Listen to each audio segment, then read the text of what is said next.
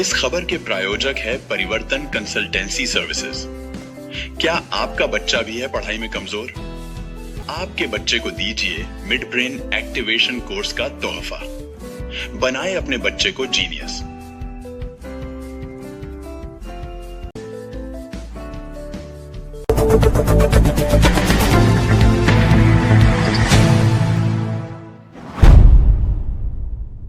काफी घपले किए उन्होंने। वो तो एक ही ग्राहक का आपने छापा है, ऐसे तो कई ग्राहक हो सकते हैं बैंक वाले, कई ग्राहकों के साथ ऐसा हुआ होगा।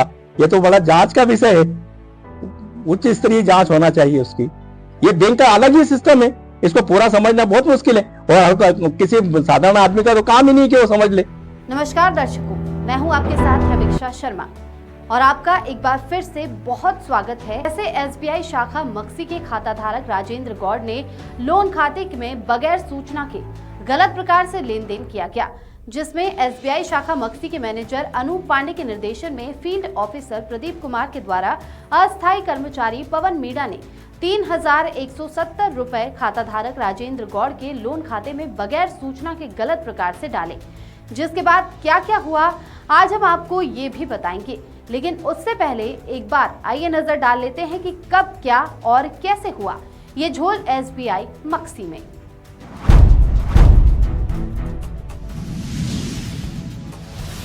हम आपको शुरुआत से ही बताते हैं। आप गौर कीजिएगा कि अक्टूबर 2018 में खाता धारक राजेंद्र गौड़ ने एसबीआई मक्सी शाखा से लोन लिया। लोन की किस्तें बैंक के नियमानुसार ही काटी जाती हैं, तो अधिकांश लोन में देखा गया है कि बैंक की पहली किस्त लोन लेने के बाद जो पहला महीना आता है उसमें काटी जाती है। लेकिन राजेंद्र गौड़ के मामले में पहली किस्त ब्याजखोरों की तरह लोन लेते समय ही काट ली गई। इसके बाद लोन की किस्तें बैंक के नियमानुसार प्रतिमाह की 10 तारीख को ही काटी जा रही थी। फिर अचानक किस्त काटने की तारीख बदल दी गई। अब 10 तारीख से 5 तारीख कर दी गई। अचानक ही बगैर किसी सूचना के जनवरी 2024 से खाता धारक राजेंद्र गौड़ के खाते से किस्त काटना बंद हो गया। इस पर खाता धारक ने सोचा कि शायद लोन पूरा हो गया होगा। बाद में जब उनके खाते से लोन की पूरी किस्त, जो कि हर महीने काटी जाती थी, वह ना कटते हुए मात्र 673 रुपए काटे गए हैं, तब उन्होंने सोचा कि यह किस बात का पैसा कटा। किंतु खाता धारक राजेंद्र गौड़, जो कि शासकीय महाविद्यालय मक्सी में चतुर्थ श्रेणी के कर्मचारी है, जिनकी ड्यूटी रात की होती है, तो बैंक जाकर पूछ नहीं पा रहे थे। अब यह बात भूलकर खाता धारक राजेंद्र गौड़ भी अपने काम में मशगूल हो गए। लेकिन अगले महीने फिर से यही हुआ। इस महीने भी कुछ ऐसे ही पैसे काटे गए, जिससे खाता धारक राजेंद्र गौड़ को शक हुआ कि आखिर ये क्या हो रहा है मेरे खाते में। इस पर खाता धारक राजेंद्र गौड़ बैंक जाकर पूछते हैं कि ये क्या हो रहा है मेरे खाते में। तो फील्ड ऑफिसर प्रदीप कुमार के द्वारा बताया गया कि अभी सिस्टम अपडेट हो रहा है, जैसे ही सिस्टम अपडेट होगा सब एडजस्ट हो जाएगा। यह बात सुन खाता धारक राजेंद्र गौड़ वापस लौट आते हैं। अब यह क्रम हर महीने शुरू हो जाता है। अब खाता धारक राजेंद्र गौड़ के खाते से हर महीने कुछ इस प्रकार से पैसे कटने लगे। जनवरी में 673 रुपए, फरवरी में 638 रुपए, मार्च में 690 रुपए, अप्रैल में 673 रुपए, मई में 707 रुपए, जून में 703 रुपए, जुलाई में 693 रुपए, अगस्त 725 रुपए। इस पर खाता धारक राजेंद्र गौड़ 13 मार्च को एसबीआई शाखा मक्सी में जाकर फील्ड ऑफिसर प्रदीप कुमार से पूछते हैं, तो उन्होंने समझा बुझाकर टेक्निकल इशू चल रहा है कहकर टालने का प्रयास किया। इस पर खाता धारक राजेंद्र गौड़ ने कहा, सर, एसबीआई में यदि इतने महीने टेक्निकल इशू चलता रहा तो देश की अर्थव्यवस्था खतरे में आ जाएगी। इस बहस के बाद प्रदीप कुमार ने खाता धारक राजेंद्र गौड़ को शाखा से बाहर कर दिया, जिसके बाद खाता धारक राजेंद्र गौड़ ने न्यूज के संपादक को कॉल कर अपनी आपबीती सुनाई, जिसके बाद हमारे द्वारा एसबीआई शाखा मक्सी के मैनेजर अनूप पांडे को कॉल कर बताया गया कि आप खाता धारक राजेंद्र गौड़ से मिलकर उनकी समस्या का समाधान तो करें। जिसके बाद खाता धारक राजेंद्र गौड़ को बैंक में पुनः बुलाया गया और बात की गई। दिनांक 30 दिसंबर 2024 को एसबीआई शाखा मक्सी में इनके चीफ मैनेजर श्री हितेंद्र भदौरिया जी पधारे, जिनके कथानुसार चूंकि खाताधारक राजेंद्र गौड़ की मासिक किश्त 9,516 काटने की थी, जिसके राउंड फिगर में 10,000 कर दिया गया था। इस वजह से इतने महीने में खाताधारक राजेंद्र गौड़ के खाते से जो भी अतिरिक्त पैसा काटा जा रहा था और साथ ही वह अतिरिक्त पैसा पहले से खाताधारक राजेंद्र गौड़ के खाते में जमा होने के कारण इनकी किश्त कंप्यूटर की स्क्रीन पर वार्निंग शो नहीं कर रही थी और बैंक के कर्मचारी ने भी इस पर किसी भी प्रकार का ध्यान नहीं दिया।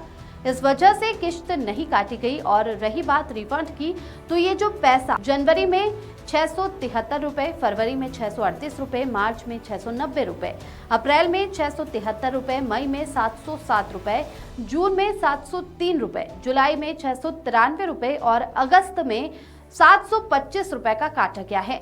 इन सभी का ही यदि टोटल किया जाए तो 3,170 रुपए होता है। ये कहना है श्रीमान भदौरिया जी का। इनकी इसी बात जी सत्यता की जांच करने के उद्देश्य से जब केएमएस न्यूज ने ये जनवरी से जुलाई तक का काटे हुए पैसे का जोड़ किया तो देखिए क्या हुआ। काटा गया था कुल 3,170 रुपए, लेकिन यह क्या? यह तो कुछ और ही है। जनवरी से मई तक ही 3,381 रुपए हो रहे हैं और भी जून और जुलाई महीने तो बाकी ही हैं। अब यदि ये 2 महीने के भी पैसे इसमें जोड़ दिए जाए तो 4,692 रुपए हो रहे हैं। अब ये क्या नया झोल है? वाकई में एसबीआई की थ्योरी कमाल की है। ये तो समझ से ही परे है। चलो सब कुछ भूलकर एक पल के लिए इनकी बात मान भी लेते हैं, तब भी क्या इस प्रकार के 3,170 रुपए बगैर खाता धारक राजेंद्र गौड़ की सूचना के किसी अस्थायी कर्मचारी के खाते से रिफंड के नाम पर डलवाना ये खाता धारक के साथ धोखा नहीं तो और क्या है? और क्या इससे बैंक की गोपनीयता भंग नहीं हो रही है? इतना सब कुछ हो जाने पर भी स्टेट बैंक ऑफ इंडिया के कर्मचारी लीपापोती करने में ही लगे हैं। रीजनल मैनेजर आज तक भी नहीं आए हैं। चीफ मैनेजर आए भी, लेकिन उनका ज्ञान भी असामान्य था। उनकी गणना तो अभी तक हमारे दिमाग में नहीं घुस पा रही है। अभी तक का जो अनुभव हमारा रहा है उससे तो लगता है कि सभी के सभी अयोग्य व्यक्तियों के ही हाथ में है एसबीआई की कमान। खैर, चाहे इनको कोई फर्क पड़े या ना पड़े, लेकिन नगर के वरिष्ठ लोगों को तो फर्क पड़ रहा है। आइए सुनते हम दयाराम जी सिसोदिया साहब को। एसबीआई बैंक मक्सी में जो अभी ये मामला उठा हुआ अभी चल रहा है, इसके बारे में आपको जानकारी है? हाँ है ना। क्या जानकारी है आपको इसके बारे में? ये कि वो काफी घपले किए उन्होंने। वो तो एक ही ग्राहक का आपने छापा है, ऐसे तो कई ग्राहक हो सकते हैं बैंक वाले, कई ग्राहकों के साथ ऐसा हुआ होगा। ये तो बड़ा जांच का विषय है, उच्च स्तरीय जांच होना चाहिए उसकी। सही बात। यह घटना कब और आप कैसे आपके संज्ञान में आई? नहीं, वो मैंने समाचार में सुना भी था, वो समाचार पत्र में पढ़ा भी था। अच्छा। केएमएस न्यूज चैनल वालों ने चलाया भी था और उनके समाचारों में भी एकदम मैंने सुना, उसमें देखा, पढ़ा और समझा भी कि बहुत बड़ा घपला चल रहा है बैंक में, स्टेट बैंक में। कोई देखने वाला ही नहीं है ना, आज तक कोई गया बैंक वो इसको देखने के लिए। ये पहला चैनल है जिसने जाकर के ये दर्ज किया और ये पता लगाया कि ये वो खातेदारों के साथ में क्या हो रहा है। पता ही नहीं है कितने क्या हो गया अभी तक। आपको ये जैसे खबर के बाद में इन बैंक अधिकारियों की गतिविधि में कोई सामान्य बदलाव दिखाई दिया कि आपको? नहीं, कुछ नहीं दिया, वैसे ही है, वो तो वैसे ही कर रहे होंगे, कुछ नहीं, अंतर नहीं लग रहा है कहीं। अच्छा। और क्या सुधार सकते हैं? वो भाई जिसका पैसे ही खा गए कि उसको भाई कोई कई न्याय मिलना चाहिए। नहीं, न्याय क्या मिल रहा है उसको? मतलब अन्याय हो रहा है उसके साथ तो, और वो आज परेशान भी है। इससे पहले भी कोई इस तरह की खबरें या इस तरह की घटना सुनी क्या आपने? नहीं, इस बैंक के बारे में नहीं सुनी। बैंक ऑफ इंडिया की तो सुनी क्या, मैं खुद पीड़ित हूँ उसका, और मैंने खुद ने चलाया उसको खूब, और अभी मैं लड़ रहा हूँ उसके लिए भोपाल तक, बगैर लाइसेंस के। जोकर में बैंक का लाइसेंस है और मक्सी में चला रहे। मतलब बैंक में घपले तो होते इससे होते ही है बैंक में घपले के लिए, क्योंकि जो ग्राहक होता है वो तो पढ़ा लिखा होता नहीं है ना भाई, वो तो अनपढ़ ही होता ज्यादा। और बैंक के विषय में तो बहुत कम लोग जानते हैं ना। बैंक के विषय में कौन जानता है? बैंक के कोई भले कॉमर्स का विद्यार्थी हो, जो कॉमर्स में जिसने किया हो, डिग्री ली हो, या भले मास्टर डिग्री कर ली हो, उसके बाद में भी ये बैंक का अलग ही सिस्टम है। इसको पूरा समझना बहुत मुश्किल है, और किसी साधारण आदमी का तो काम ही नहीं कि वो समझ ले। नहीं समझ सकता, मतलब ये क्या कर रहे हैं। इनके सारे कोड ऐसे हैं, मतलब कि कोई साधारण आदमी समझ ही नहीं। आपके पासबुक में लिखा, आप समझ जाते कि क्या लिखा उसने, वो तो वही समझते केवल, कोई आदमी नहीं समझ, कोई ग्राहक नहीं समझता मतलब। और ये तो पूरा ग्रामीण क्षेत्र है, यहाँ कौन समझेगा। सही बात है। इस घटना के बाद क्या स्थानीय निवासी जो है बैंक में अपने खातों को लेकर लेन देन को सुरक्षित मानते हैं? नहीं, क्या लेन देन कैसे भाई, कोई दूसरा विकल्प नहीं है ना लोगों के पास में, क्या करें, कहाँ जाएंगे। जब जो है बोले वो थी आपकी उधर के, वो कौन सी बैंक थी वो, उसमें भी ऐसे ही घपले हुए। वो तो उमर साहब के जमाने में कितने घपले हुए, मतलब वही दूसरा कौन सी ऐसी बैंक ही नहीं है ना। लेन देन सुरक्षित है कि नहीं बैंक में? नहीं, कोई लेन देन भाई, इतने जब घपले हो रहे हैं और जांच हो तो नजर कितने निकलेंगे, तो सुरक्षित कहाँ है। सुरक्षित कैसे माने, सुरक्षित तब माने जब ऐसे घपले नहीं निकलते और ये जांच होने के बाद में ये पता लगे, ओके मिल जाए इनको कि कोई घपला नहीं पाया गया, तो माने कि भाई कहीं घपला नहीं हुआ, तो घपला तो है ही सही, या और न जाने कितने के साथ घपला हुआ होगा। ऐसी घटनाओं को रोकने के लिए आप बैंक को या आला अधिकारी को क्या सुझाव देते हैं? नहीं, मैं ये निवेदन करूंगा कि साहब इनकी उच्च स्तरीय जांच की जाए और जांच करके तो वैधानिक कार्रवाई की जाए। मैं तो कहता हूं कि अगर मान लीजिए इस प्रकार का फ्रॉड अगर कर रहे हैं तो इनकी सेवा समाप्त कर दी जाए। एसबीआई बैंक के आला अधिकारी भले ही अभी तक कुंभकर्ण के जैसी गहरी नींद सो रहे हैं, लेकिन मक्सी के सम्माननीय वरिष्ठ नागरिक एवं पत्रकार श्री रामलाल भावसार इस प्रकरण को किस नजरिए से देखते हैं, आइए आपको सुनाते हैं। देखिए, भारतीय स्टेट बैंक मक्सी वो शाखा खुलवाने के लिए मक्सी नगर की जनता में केवल 3 आदमी का योग था। एक शंकर नागर जोकर, एक रामलाल भावसार मक्सी और एक बर्फ फैक्ट्री के मालिक शाहजहाँपुर के थे। इनका कहना था कि भारतीय स्टेट बैंक की शाखा एक ऐसी शाखा है जो देश की विश्वसनीय शाखा है, परंतु आज देश की इस विश्वसनीय शाखा में 44 साल के बाद वो परिस्थिति आ गई कि यहाँ के जितने बैंक खाते वाले हैं, जो अभी कलम मेरी सरकार के अंदर समाचार में हमने देखा है, उनकी पैसा सुरक्षित नहीं है, उनकी आदेश का दुरुपयोग किया जा रहा है, उनकी बैंक की किस्तों को डाइवर्ट किया जा रहा है। और ये चीज़ हमें लगता है कि हमने भारतीय स्टेट बैंक को मक्सी में खुलवा करके इस देश को कलंकित किया है। बैंक के आला अधिकारी को कहेंगे कि इस देश में आप लोगों को किसी भी शासकीय कंसर्न में इतनी सुविधा नहीं मिलती है, कम समय आपको काम मिलता है, उसके बाद भी आप ईमानदारी के लिए बैंक जितना मशहूर है, आज उसके लिए इस ईमानदारी पे कलंक लग रहा है। जनता का पैसा सुरक्षित नहीं है, ऐसा प्रतीत जब जनता के बीच में हुआ तब इस प्रकार के समाचार आए। ये भारतीय स्टेट बैंक की शाखा को कलंकित करते हैं और इस दोष के लिए अधिकारियों को चाहिए कि कम से कम जो भी उन्होंने गलती की उसको तुरंत दुरुस्त करते हुए इस देश की इस शाख को और इस बैंक की शाख को और जनता के विश्वास को जमाए रखे। यही मेरी आपसे मंगल कामना के साथ में अनुरोध और प्रार्थना है। जय हिंद। तो आपने अभी देखा कि कैसे मक्सी एसबीआई की छवि प्रभावित हो रही है इन लोगों की करतूत के कारण। एसबीआई ब्रांच मोहम्मद खेड़ा का एक और मामला जो 40 लाख रुपए के लगभग है, वो भी आया है। उसमें तो एफआईआर भी हो गई है, क्योंकि उसमें बड़ी रकम है और ज़्यादा लोग हैं। ये भी श्रीमान आरएम साहब देवास के अंडर में ही आता है, जो कि इस जांच कर रहे हैं। लेकिन मुझे मालूम है कि ये जांच में लिपापोती कर नहीं पाए, क्योंकि ये एफआईआर हो चुकी थी। आगे अब देखो क्या होता है, क्या करेंगे और कैसे करेंगे, ये तो मैं समझ चुका हूँ कि जिन्होंने एफआईआर कराई है वो भी काफ़ी परेशान होंगे।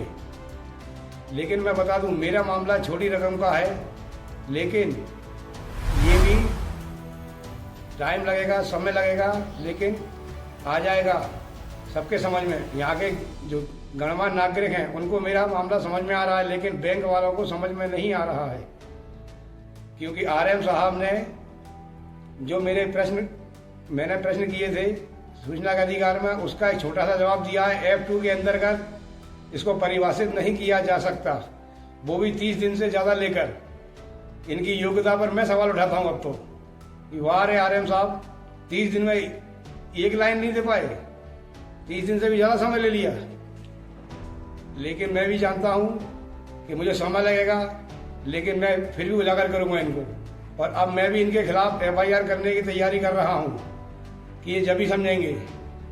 अभी मैं मामले को बैंक के स्तर पर निपटाना चाह रहा था और एक नए अधिकारी श्रीमान CM एजुकेटिव भदौरिया जी आए हुए थे, जिन्होंने मुझे बुलाया और बताया कि ऐसे ऐसे अकाउंट में ये हुआ वो हुआ, और मेरा जो ब्याज लगा हुआ था उसका टोटल लगा के 3070 रुपये हो रहा है, लेकिन लगभग 4800 के आसपास लगा हुआ है ब्याज। वहाँ भी मुझे इनकी भी योग्यता पर सवाल उठाता हूँ मैं। और मैं तो मुझसे ये बोला गया श्रीमान भदौरिया जी के द्वारा कि आपके दबाव में इन्होंने पैसे डाल दिए हैं। मैंने क्या इनके सर पर कुछ रख दिया था क्या? ये दबाव में आ गए। और इनकी रिकॉर्डिंग भी मैंने दी, प्रश्न भी किए, मुझे कोई भी जवाब नहीं दिया गया। और एक सबसे RM साहब की योग्यता की सवाल मैं उठाता हूँ RM साहब पे कि एक ही पत्र का जवाब, एक ही पत्र में 2 जवाब दिए 2 RTI के, जिनमें सिग्नेचर 2 तरह के थे, एक में हिंदी एक में इंग्लिश। एक ही समय में एक ही पत्र का जवाब दे रहे हैं, उसमें 2 साइन दे रहे हैं। और मैं ये चाहूँगा श्रीमान अनूप पांडे जो कि मैनेजर है और प्रदीप कुमार, इनकी डिग्रियाँ जांची जावे, क्योंकि मुझको इनकी योग्यता पर ज़्यादा सवाल उठ रहा है कि जो कुछ इन्होंने मुझे बताया लिखित नहीं दे रहे हैं, उसके अनुसार मुझे इनकी योग्य डिग्रियाँ फर्जियाँ प्रतीत हो रही हैं, जिनकी जांच की जाए। RM साहब का कहना है कि मेरा मामला ख़त्म हो चुका है और भोपाल से भी मामला ख़त्म हो चुका है, लेकिन ना तो अनूप पांडे जी को मालूम है ना मुझे मालूम है मामला किस प्रकार ख़त्म हुआ। न एक लाइन लिख के दिया गया, न एक पत्र दिया गया कि मामला किस प्रकार ख़त्म हुआ और कैसे ख़त्म हुआ, ये मेरे समझ में नहीं आ रहा है।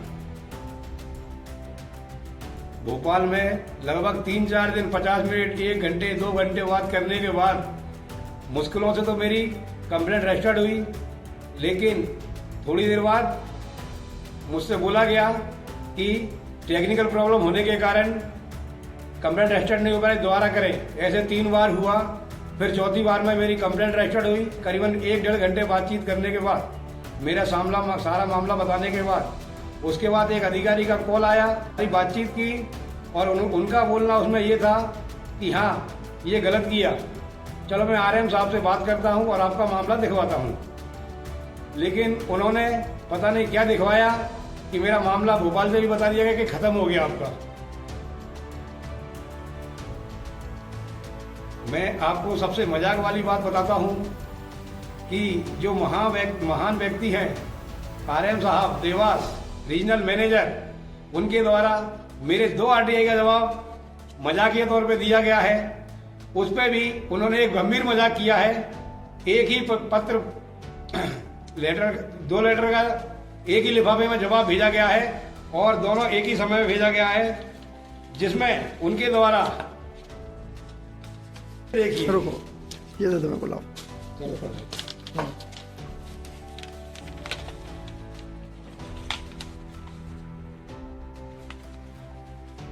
दो साइन किए गए हैं।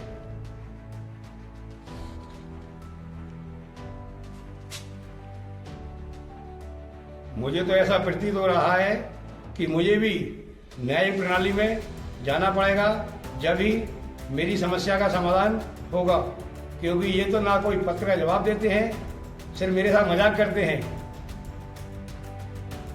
मुझे तो ऐसा प्रतीत हो रहा है कि श्री संदीप प्रकाश RM और भदौरिया चीफ मैनेजर एजुकेटिव और श्री अनूप पांडे और प्रदीप कुमार SBI और पवन मीना, इन 4-5 के खिलाफ मुझे FIR करवाना पड़ेगी, जब भी मेरी समस्या का समाधान होगा। वरना ये मुझे बहुत घुमा रहे हैं और बहुत धमका भी रहे हैं, बैठाते हैं, धमकाते भी हैं कि आप गलत हैं, आप गलत हो। तो मेरा इनसे एक ही प्रश्न है, अगर मैं गलत हूँ तो मुझे गलत का पत्र दो ना कि मैं गलत हूँ। बोले और लिख दे दो ना पत्र। ये मामला बहुत गंभीर होता जा रहा है क्योंकि इसमें बैंक के कर्मचारियों के द्वारा खाता धारक के लोन खाते में गलत तरीके से लेन देन किए जाने का आरोप है। यदि एसबीआई पर इसी तरह के आरोप लगते रहे हैं तो न केवल एसबीआई बैंक की प्रतिष्ठा को नुकसान पहुंच रहा है बल्कि खाता धारक के वित्तीय हितों को भी प्रभावित कर सकता है। क्योंकि ये मामला अब मीडिया में चल रहा है तो बैंक को एक स्पष्ट और पारदर्शी बयान जारी करना चाहिए ताकि ग्राहकों का विश्वास बना रहे और बैंक की छवि को नुकसान न हो। इसके लिए सक्षम प्राधिकारी का आह्वान कर रहा है कि वह हमारे चैनल के माध्यम से बैंक का पक्ष रखे।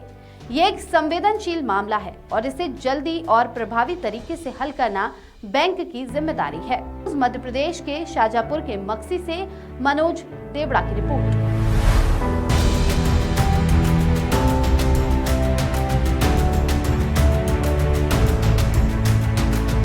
इस खबर में बस इतना ही।